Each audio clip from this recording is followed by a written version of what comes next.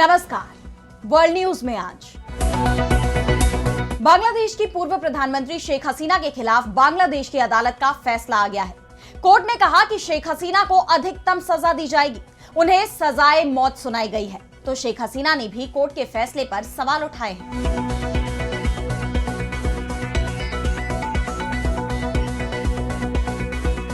Court के फैसले से पहले शेख हसीना ने एक वीडियो संदेश जारी किया, जिसमें उन्होंने कहा कि डरने की कोई बात नहीं है। मैं जिंदा हूं, मैं जिंदा रहूंगी, मैं देश के लोगों का साथ दूंगी। शेख हसीना ने बांग्लादेश वापसी की बात भी कही है, लेकिन तब जब हालात सामान्य हो। पर यह आसान नहीं होने वाला, क्योंकि बांग्लादेश की इंटरनेशनल क्राइम्स ट्रिब्यूनल ने जो फैसला दिया है उसमें शेख हसीना को फांसी की सजा दी गई है। लेकिन क्या इस सजा पर अमल हो पाएगा, क्योंकि शेख हसीना भारत की शरण में है। इस खबर पर हम करेंगे विस्तार से चर्चा, लेकिन आइए जरा उन खबरों को भी देख लें जिन पर आगे होगी बात। अमेरिकी राष्ट्रपति ट्रंप के गजा शांति प्रस्ताव पर आज संयुक्त राष्ट्र में होगी वोटिंग। इजरायली पीएम नेतन्याहू बोले, किसी के दबाव में नहीं आएंगे, अलग देश नहीं बन पाएगा फलस्तीन। ईरान का अमेरिका को दो टूक जवाब, नहीं बंद करेंगे परमाणु कार्यक्रम। विदेश मंत्री बोले, ताकत के दम पर अंतरराष्ट्रीय कानून को किया जा रहा किनारे।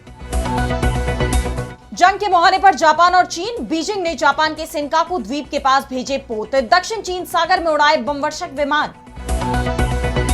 और चलते चलते में देखेंगे दुनिया के सबसे पुराने पहाड़ों को। धरती के उबाल से बने दुनिया के पहले पहाड़।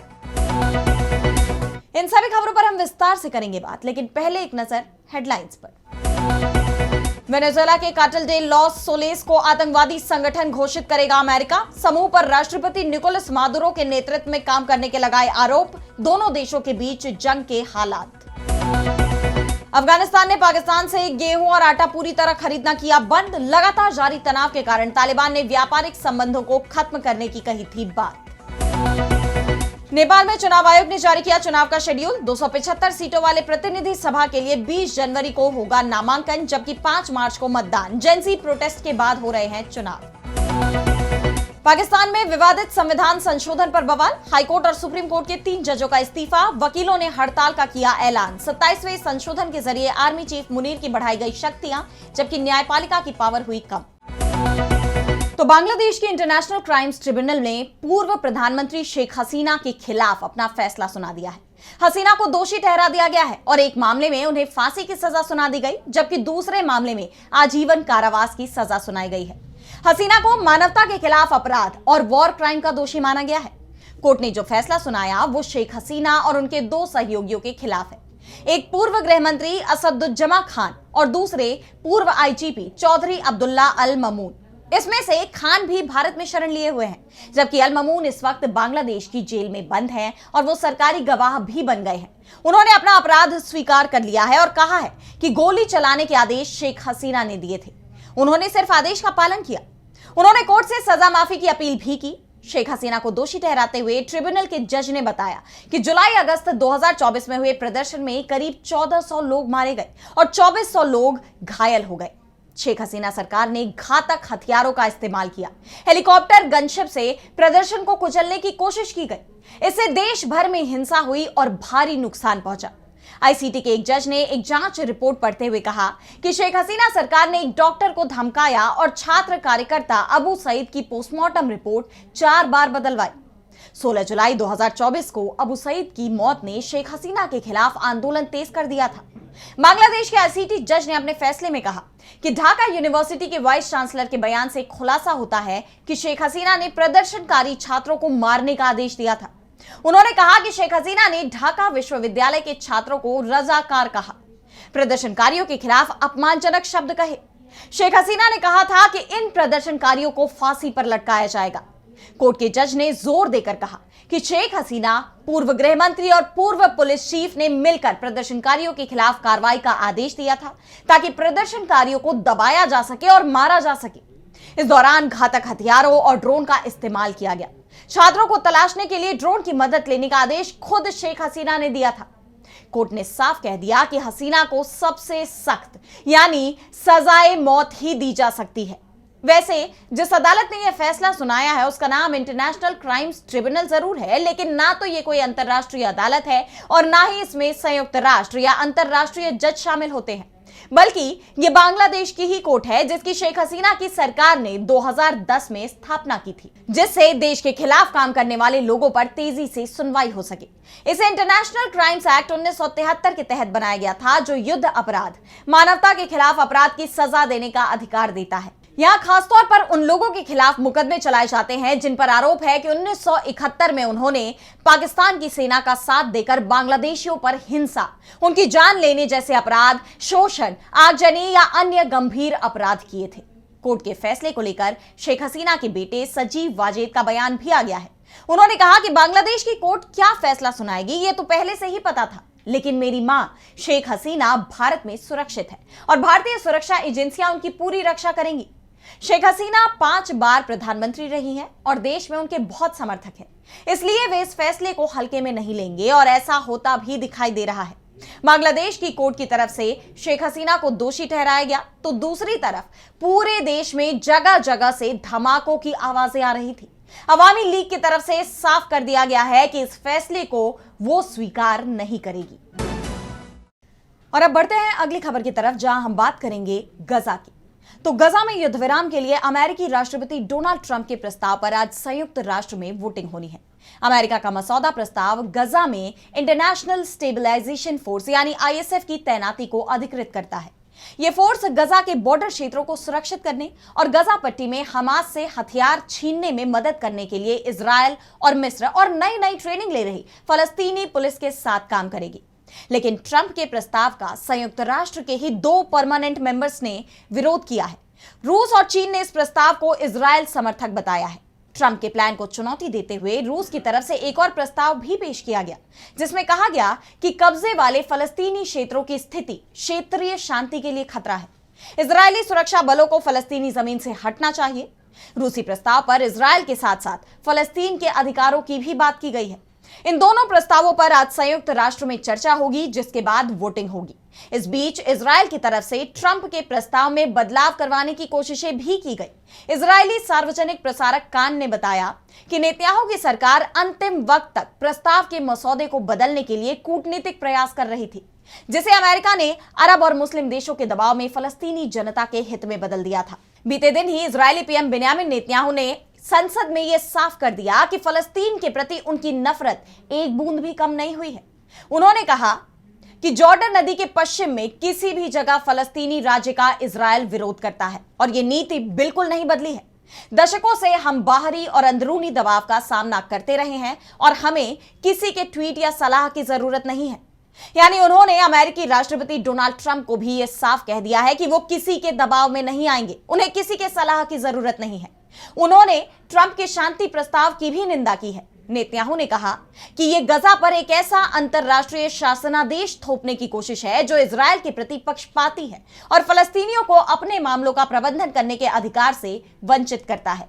वहीं उन्होंने हमास को भी सख्त स्वर में चेतावनी दी कि उन्हें हर हाल में निशस्त्र किया जाएगा, चाहे ये आसान तरीके से हो या मुश्किल तरीके से। नेतन्याहू ने कहा कि हमास के कब्जे वाले गजा के हिस्सों में हथियार ना होने के दावे पूरी तरह गलत है। गजा को निरस्त्र करना ही होगा। जिस तरह नेतन्याहू अपनी बात पर अडिग हैं, उससे यह साफ है कि गजा में शांति लाना ट्रंप के लिए भी आसान नहीं होने वाला। अब सवाल यह है कि क्या ट्रंप का यह प्रस्ताव संयुक्त राष्ट्र से पास होगा। हालांकि वॉशिंगटन ने चेतावनी भी दी है कि अगर इस प्रस्ताव को पास नहीं किया गया तो गजा में नए सिरे से लड़ाई छिड़ सकती है। यानी फिलहाल जो शांति है वो भंग हो सकती है। लेकिन इजरायल की तरफ से तो युद्ध विराम लागू होने के बावजूद बार बार शांति भंग करने की कोशिशें की जा रही हैं। युद्ध विराम का उल्लंघन करते हुए इजरायली सेना के हमलों में अब तक 250 से ज्यादा फलस्तीनियों की जान जा चुकी है और अब इजरायल पर 3 और फलस्तीनियों की जान लेने के आरोप लग रहे हैं, क्योंकि भारी बारिश के कारण अस्थायी तंबुओं में पानी भर गया है, जिनमें हजारों लोग रह रहे हैं। ये वो लोग हैं जिन्हें इजरायल की तरफ से मदद रोके जाने के कारण पर्याप्त सहारा नहीं मिल पा रहा। ऐसे में अब सबकी नजरें संयुक्त राष्ट्र पर टिकी हुई हैं। और अब आगे बढ़ते हैं अगली खबर की तरफ, जहां हम बात करेंगे ईरान की। तो ईरान और अमेरिका के बीच टकराव तो लंबे समय से चल रहा है और अब बात जंग की तरफ बढ़ती दिखाई दे रही है, क्योंकि अमेरिका ईरान पर दबाव बनाकर अपने मनमाफिक फैसले करना चाहता है और ईरान इसके लिए तैयार नहीं है। ईरान के विदेश मंत्री सैयद अब्बास अराक्ची ने इसे लेकर अमेरिका पर गंभीर आरोप भी लगाए। उन्होंने कहा कि अमेरिका और उसके सहयोगी दुनिया में ताकत के जरिए नियम बनाने की कोशिश कर रहे हैं। अराक्ची ने कहा कि दुनिया में अब कानून की बजाय ताकत का राज बढ़ रहा है और कुछ देश अपनी विदेश नीति में सेना का इस्तेमाल खुलकर करने लगे हैं। ये देश दुनिया में जंगल का कानून लागू करना चाहते हैं, जहां ताकत के दम पर अंतरराष्ट्रीय कानून को किनारे किया जा रहा है। इस तरह की नीतियां लंबे समय तक टिक नहीं सकती। वैश्विक व्यवस्था को कानून और न्याय पर आधारित होना चाहिए, ना कि केवल ताकत पर। दरअसल अमेरिका और इजरायल की तरफ से ईरान पर परमाणु कार्यक्रम को बंद करने का दबाव बनाया जा रहा है, जबकि ईरान बार बार कह रहा है कि उसे परमाणु बम की जरूरत नहीं है, लेकिन परमाणु ऊर्जा उसकी जरूरत है, इसलिए परमाणु कार्यक्रम बंद नहीं किया जाएगा। अमेरिका ईरान के परमाणु कार्यक्रम को ताकत के जरिए बंद कराने की कोशिश कर रहा है। अराक्ची ने कहा कि अमेरिकी राष्ट्रपति डोनाल्ड ट्रंप के प्रशासन ने बार बार ईरान पर बातचीत के लिए मनमानी शर्तें थोपकर कोई गुंजाइश नहीं छोड़ी है कि ईरान अमेरिका से बात करे। इसके साथ ही उन्होंने अंतरराष्ट्रीय परमाणु ऊर्जा एजेंसी यानी IAEA के साथ बातचीत को लेकर कहा कि उसके साथ बातचीत के लिए दरवाजे बंद नहीं किए हैं। ईरान कोई परमाणु हथियार नहीं बना रहा, हम यूरेनियम का संवर्धन भी नहीं कर रहे हैं, लेकिन हम अपना परमाणु कार्यक्रम बंद नहीं करेंगे। परमाणु ऊर्जा के शांतिपूर्ण इस्तेमाल का ईरान का अधिकार निर्विवाद है और हम इसका इस्तेमाल जारी रखेंगे। हमारे परमाणु संवर्धन केंद्रों पर हमला हुआ है, हमारा संदेश साफ है। जिसने अंतरराष्ट्रीय कानून को तोड़ा है, परमाणु संयंत्रों पर हमला किया है, उसे अंतरराष्ट्रीय कानून के मुताबिक सजा मिलनी चाहिए। दरअसल पिछले सप्ताह ईरान के परमाणु कार्यक्रम पर IAEA की एक नई गोपनीय रिपोर्ट पश्चिमी मीडिया में लीक हो गई थी, जिसमें यह बताया गया था कि संयुक्त राष्ट्र एजेंसी ईरान के 60% संवर्धित यूरेनियम के भंडार की पुष्टि नहीं कर पाई है, क्योंकि जून में अमेरिका और इजरायल के ईरान के परमाणु संयंत्रों पर की गई बमबारी से उसे जबरदस्त नुकसान हुआ है। IAEA ने कहा कि उसे युद्ध के समय जिन परमाणु संयंत्रों पर हमले किए गए, जिसमें फोर्दो, नतांज और इस्फहान शामिल है, उनका निरीक्षण करने की जरूरत है। और इसी को लेकर ईरान ने अब साफ कह दिया है कि इस मुद्दे पर वो IAEA से बात करने को तैयार है। और अब अगली खबर में बात करेंगे चीन और जापान में बढ़ते तनाव की। तो जैसा कि आप जानते हैं कि दोनों ही देश जंग के मुहाने पर खड़े हो गए हैं। ताइवान को लेकर जापान के रुख से चीन भड़का हुआ है, लगातार अंजाम भुगतने की धमकियां दे रहा है। बीते दिन चीनी विदेश मंत्रालय ने अपने नागरिकों को जापान की यात्रा से बचने की सलाह दी थी, जिसके बाद इस बात की आशंका बढ़ गई कि चीन जापान पर हमला करने की तैयारी कर रहा है और अब वो दिखाई भी दे रहा है। युद्धपोत से लेकर बमवर्षक विमान तक चीन जापान के खिलाफ मजबूत तैयारी कर रहा है। इसकी झलक दिखाई दी साउथ चाइना सी में। चीन ने पहली बार साउथ चाइना सी में बॉम्बर फॉर्मेशन में गश्त की है। मिलिट्री एक्सपर्ट्स के मुताबिक बॉम्बर विमानों की ये गश्त PLA की ताकत और क्षमता दिखाने का तरीका है। बॉम्बर विमानों से सतही जहाजों को भी प्रभावी तरीके से निशाना बनाया जा सकता है। ये चीन की सशस्त्र ताकत और क्षेत्रीय प्रभुत्व का संकेत है। इस शक्ति प्रदर्शन को लेकर चीन की पीपुल्स लिबरेशन आर्मी यानी PLA के सदर्न थिएटर कमांड का कहना है कि जापान, फिलीपींस और अमेरिका जॉइंट पेट्रोलिंग कर रहे हैं, जिसके जवाब में हमारे बॉम्बर विमानों ने सामूहिक ताकत दिखाई। गौरतलब है कि साउथ चाइना सी के अधिकतर हिस्से पर चीन अपना दावा करता है और चाइना सी अंतरराष्ट्रीय व्यापार के लिए बेहद अहम है। ऐसे में जापान के साथ तनाव के बीच इस क्षेत्र में चीन की ये मौजूदगी पूरी दुनिया की चिंता बढ़ा रही है। चीन ने ये कदम ऐसे वक्त में उठाया है जब जापानी प्रधानमंत्री साने ताकाइची के एक बयान को लेकर दोनों देशों में बहस छिड़ी हुई है। उन्होंने जापानी संसद में कहा कि अगर चीन ताइवान पर हमला करता है तो जापान इसे अपने अस्तित्व के लिए खतरा मान सकता है और तब से ही चीन बार बार जापान को धमकियां दे रहा है। चीनी सेना PLA के आधिकारिक अखबार PLA डेली ने अपने लेख में जापान को सख्त चेतावनी दी है कि उनकी गलत नीति पूरे देश को युद्ध भूमि में बदल सकती है। बमवर्षक विमानों के अलावा चीन की तरफ से सैनिकों की भी तैनाती की जा रही है। चीन ने जापान के कब्जे वाले सेनकाकू द्वीपों के पास अपने कोस्ट गार्ड जहाज और ड्रोन भेजे हैं। इन द्वीपों पर चीन और जापान दोनों अपना अपना दावा करते हैं और इसीलिए यहां अक्सर ही टकराव देखने को मिलता है। ऐसे में इस तैनाती को लेकर चीन का कहना है कि उसकी टीम ने अधिकारों की रक्षा के लिए इन द्वीपों के क्षेत्रीय जल में गश्त की, लेकिन जिस तरह जापान और चीन के बीच तीखी बयानबाजी अब सैन्य तैनाती में बदलती दिख रही है, उससे युद्ध और भी नजदीक दिखाई दे रहा है। और अब चलते चलते मैं बात करेंगे दुनिया के सबसे पुराने पहाड़ों की। तो क्या आपने कभी सोचा है कि दुनिया में जो ऊंचे ऊंचे पहाड़ दिखाई देते हैं वो कितने पुराने हैं? क्योंकि दुनिया आज जैसी दिखती है शुरुआत में वैसी नहीं थी। कोई आइलैंड नहीं, कुछ भी नहीं। धरती की ऊपरी परत किसी अशांत समुद्र की तरह उबल रही थी और इसी उबाल से बने हमारे पहले पहाड़ और इसके सबूत आज भी हमें दिखाई देते हैं। इनमें से दो जगहें सबसे खास हैं। एक साउथ अफ्रीका में जिसका नाम है बार्बरटन ग्रीनस्टोन बेल्ट, जिसे मखोंजवा पर्वत भी कहते हैं, और दूसरी हमारे देश की अरावली पर्वतमाला। सबसे पहले बात करते हैं मखोंजवा पर्वत की। तो साउथ अफ्रीका का यह इलाका करीब 3.2 से 3.6 अरब साल पुराना है। इन चट्टानों को देखकर पता चलता है कि जब धरती ठंडी हो रही थी तब उसकी ऊपरी परत कैसे बनी। और सबसे रोमांचक बात तो यह है कि इन परतों में छोटे जीवाश्म यानी माइक्रो फॉसिल और रासायनिक निशान मिले हैं। यह जगह इतनी खास है कि इसे यूनेस्को वर्ल्ड हेरिटेज साइट का दर्जा मिला हुआ है। अब आते हैं भारत की अरावली पर्वतमाला पर। तो राजस्थान, हरियाणा और दिल्ली में फैली अरावली पर्वतमाला भी लगभग 3.2 अरब साल पुरानी है।